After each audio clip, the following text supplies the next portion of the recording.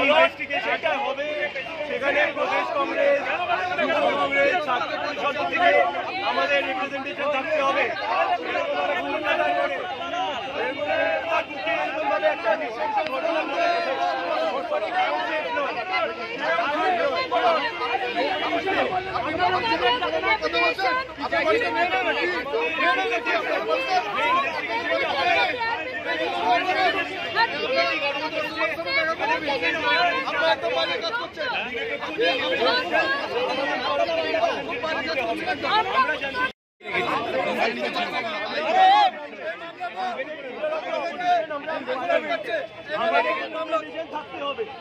আমাদের রিপ্রেজেন্টেশন এখানে থাকতে হবে।